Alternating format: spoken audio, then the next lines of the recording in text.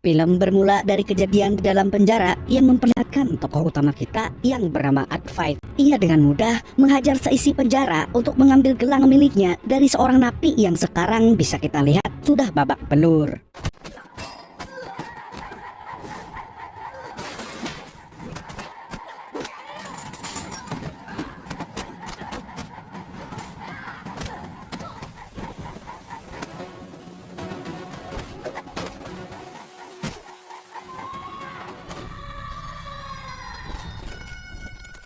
Dari sini pasti Sobat Nobar bingung kenapa Advait bisa menghajar seisi penjara dengan brutal dan tanpa ampun demi sebuah gelang ini. Ya, untuk menjawab itu, mari kita simak cerita sebelumnya. Kita diperlihatkan dengan Advait yang dulu masih sangat kurus krempeng tetapi berjiwa backpacker. Ia memutuskan untuk pergi ke kota yang bernama Goa untuk memulai hidup baru yang lebih asyik dan beradrenalin. Bagi para orang India, Goa adalah tempat yang bisa dibilang 11-12 dengan Bali di Indonesia. Tempat kita bisa merasakan kenikmatan surga walaupun hanya sementara. Di satu sisi, kita diperkenalkan dengan seorang wanita asing yang bernama Sarah, yang juga meninggalkan semua yang ia punya untuk pergi hidup di kota Goa. Dan dengan kekuatan takdir ilahi, mereka berdua pun tidak sengaja bertemu di sebuah party.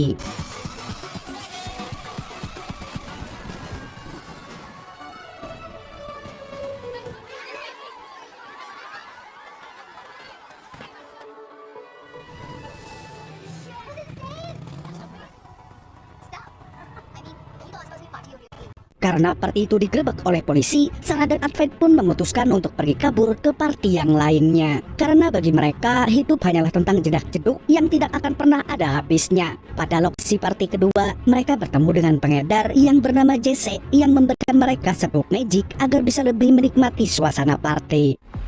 Saat itu, Advait sadar bahwa ia telah jatuh cinta kepada Sarah. Pucuk dicinta, pulang pun tiba tanpa diduga. Sarah pun merasakan hal yang sama. Singkat waktu, pagi pun tiba. Ternyata Sarah bukanlah wanita yang bisa didapatkan dengan cinta satu malam. Sarah pun meninggalkan Advait untuk mengujinya agar ia bisa menemukannya lagi.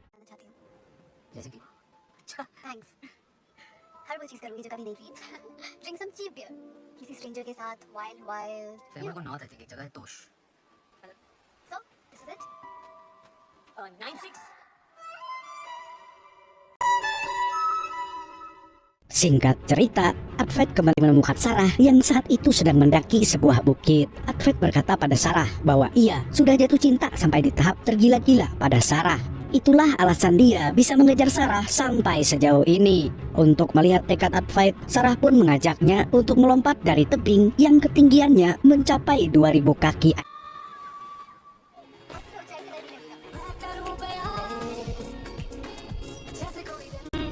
Semenjak hari itu, mereka pun resmi menjadi sepasang kekasih. Sebuah hal ekstrim dilakukan oleh mereka berdua, bagaikan dunia hanya milik mereka sendiri.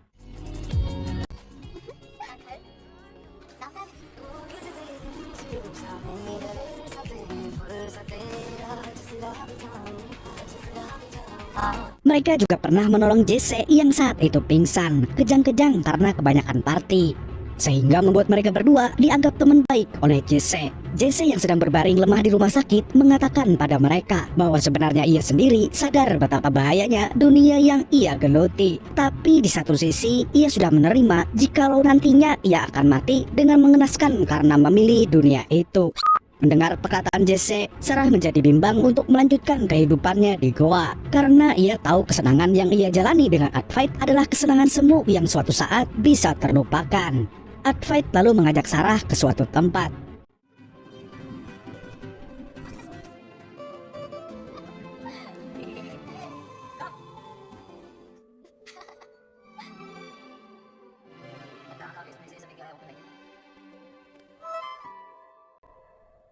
Mereka berdua pun resmi menikah.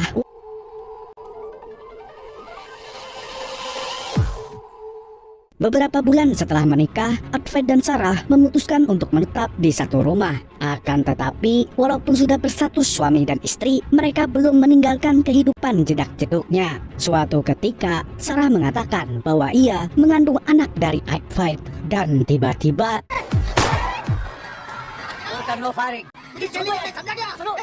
Polisi yang datang membubarkan party bernama Agase. Ia adalah polisi yang sangat taat aturan dan disiplin. Tetapi semua berubah ketika ternyata korban dari baku tembak dalam party itu adalah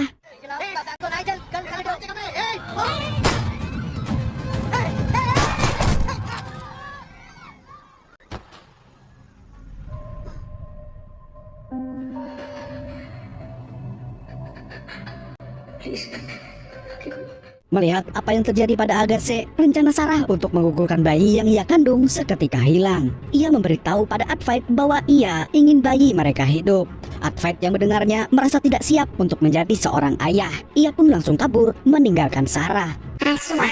Advait pergi keluar kota, mengunjungi tempat saudaranya yang sudah berkeluarga. Ia pun menceritakan semua yang ia alami bersama Sarah.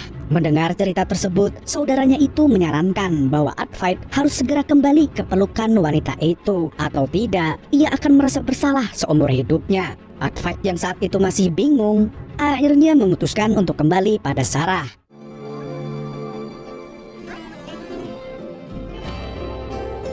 Setelah ia melihat betapa bahagianya saudaranya hidup bersama istri dan anaknya.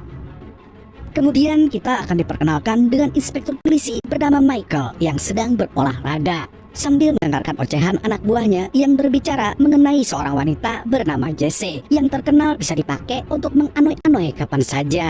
Usut punya usut, ternyata Michael mempunyai masalah dengan Michael kecilnya yang dimana ia sebagai seorang lelaki tidak bisa memuaskan pacarnya dengan kekuatan Michael kecilnya. Sehingga ia pun memutuskan melatih Michael kecilnya dengan wanita yang tadi dibicarakan oleh anak buahnya. Ternyata di rumah Jesse saat itu hanya ada Sarah yang sedang ditinggal Jesse untuk sebat. Sarah menginap di tempat temannya itu karena ia takut tidur sendiri gara-gara Advait yang enggan mempertanggungjawabkan bayi yang ia kandung. Michael pun datang dan langsung memperlihatkan kepuasannya pada Sarah yang dia kira adalah Jesse.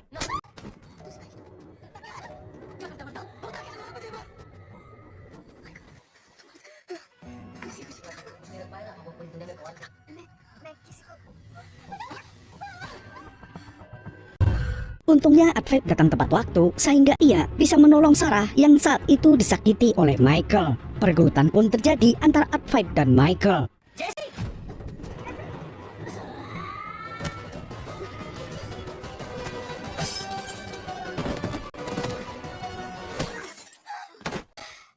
Setelah Michael pingsan, Sarah memutuskan untuk menelpon polisi agar bisa menangani kasus itu. Tapi sialnya, para polisi yang datang ternyata adalah anak buah dari Michael. Sarah dan Advait diminta untuk dievakuasi memakai ambulans. Selagi dalam mobil, Advait mengatakan bahwa ia sudah siap menjadi seorang ayah.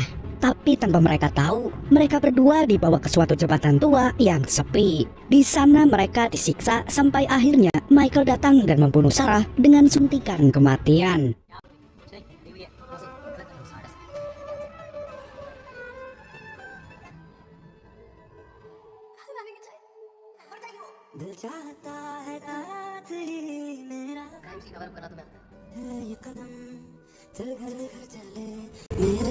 Ia juga berhasil memanipulasi kematian Sarah agar Advait yang menanggung semua tuduhannya. Mayat Sarah pun dibuang ke bawah laut agar tidak pernah ditemukan lagi.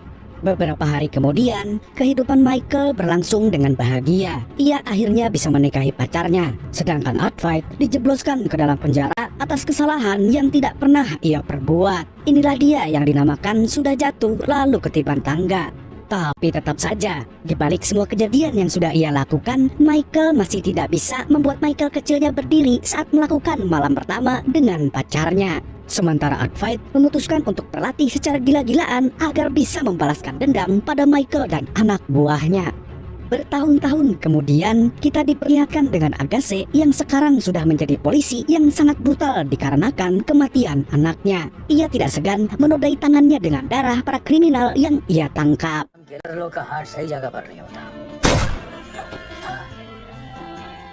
Setelah ia mengeksekusi kriminal dengan seenaknya, Agase mendapat telepon dari Advait yang mengatakan bahwa akan terjadi pembunuhan malam ini. Ia hanya menanggapi hal itu dengan candaan bahwa orang yang menelponnya itu salah sambung. Lalu kita diperlihatkan dengan Michael yang sekarang sudah mapan dan hidup bahagia bersama istrinya. Tapi ternyata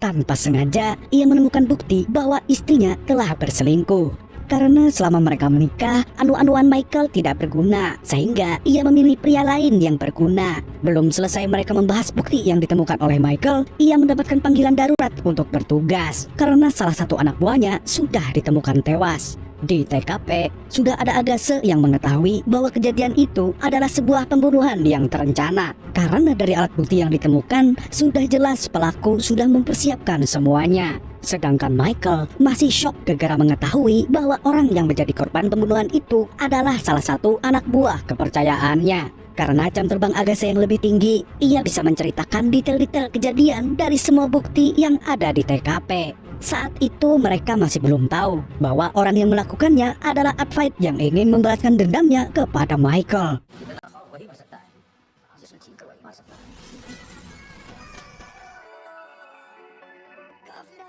Di kantor polisi, mereka sudah mendapatkan saksi atas kejadian tersebut. Ia adalah orang yang menjual suntik kematian pada pelaku. Di sana terjadi pertengkaran antara Agase dan Michael karena aksi interogasi Agase dianggap terlalu brutal oleh Michael.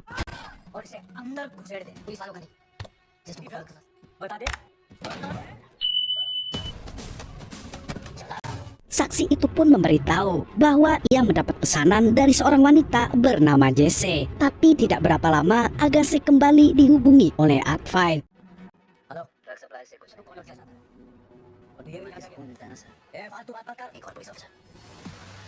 Polisi pun berhasil melacak lokasi panggilan Advait. Sesegera mungkin Agase dan Michael langsung menuju ke tempat itu.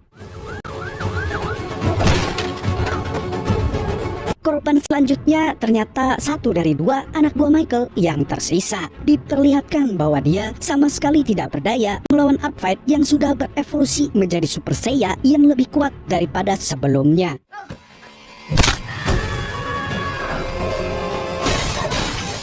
Lagi-lagi, polisi terlambat untuk mencegah kematian salah satu rekan mereka. Menyadari hal itu, Agase menjadi sangat penasaran dengan motif pelaku yang membunuh rekan-rekannya. Polisi menjadikan tempat itu sebagai TKP. Di sana, mereka menemukan banyak barang bukti tentang pembunuh berantai yang mereka lawan. Hingga akhirnya, Agase dan Michael mengetahui bahwa identitas orang itu adalah Advait. Di sana, Michael juga mulai menunjukkan tanda-tanda bahwa ia mempunyai masalah kepribadian. Agase mulai mencurigai tingkah laku Michael. Karena hal itu, dia menyuruh Michael untuk pulang agar bisa menenangkan dirinya. Polisi yang mengetahui bahwa orang yang dibunuh oleh pembunuh berantai ini adalah anak buah Michael mencari lokasi anak buah Michael yang tersisa. Ternyata anak buah Michael yang terakhir sedang berada di pertandingan bola untuk berjudi. Setelah ditelepon dan diberitahu bahwa ia sedang diincar oleh pembunuh berantai, anak buah Michael memanggil semua kawan-kawannya untuk melindunginya. Dan benar saja, ketika ia didatangi oleh Advait yang ingin membunuhnya, Advait terpaksa harus melawan puluhan orang.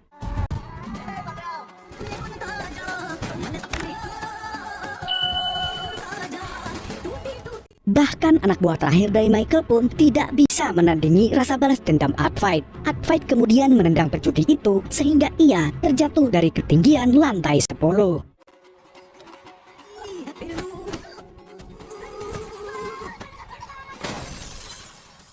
Di waktu yang bersamaan, Michael ternyata pergi ke tempat Jesse untuk membungkamnya atas apa yang ia lakukan di masa lalu. Jesse yang mengetahui kedatangan Michael segera membakar bukti-bukti yang menunjukkan rencana Advait sebelum Michael berhasil mendobrak masuk. Kalau kalian sudah terkejut melihat betapa sempurnanya taktik balas dendam Advait, tahan rasa kaget kalian, karena hal berikutnya yang dilakukan Advait adalah menyerahkan dirinya sendiri ke polisi.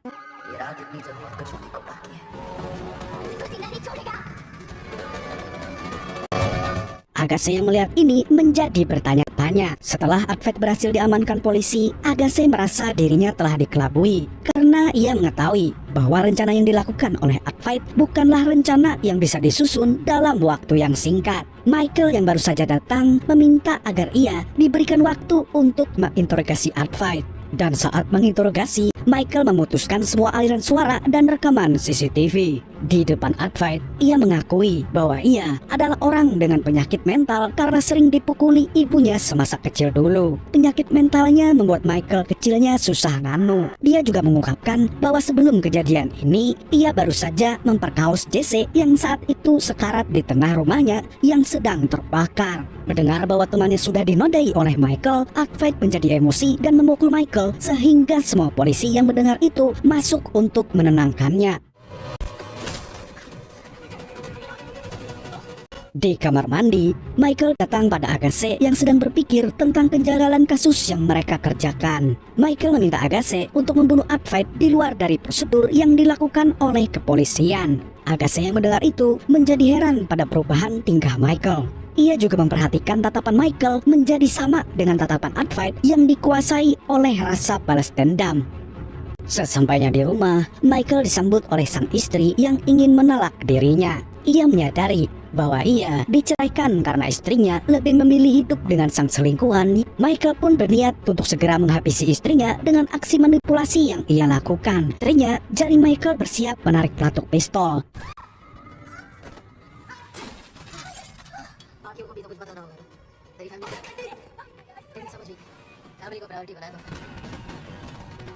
Tapi alih-alih menggunakan senjata api, Michael malah memilih untuk mencekik istrinya sampai mati. Tapi disinilah plot twist yang sangat membagongkan terjadi karena ternyata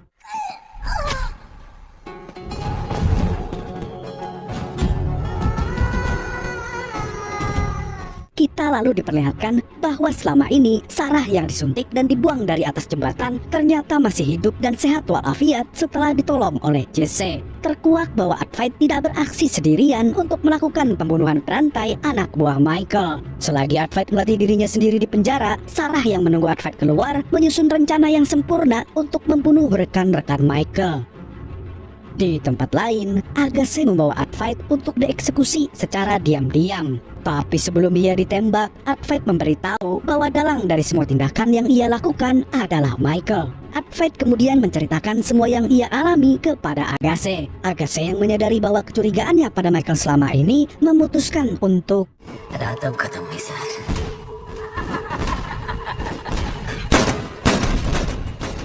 Singkat waktu, pagi pun tiba. Rumah Michael sudah menjadi TKP. Istri Michael dan Agassi yang berada di sana menegaskan kepada kepolisian bahwa itu adalah murni kejadian yang tidak disengaja.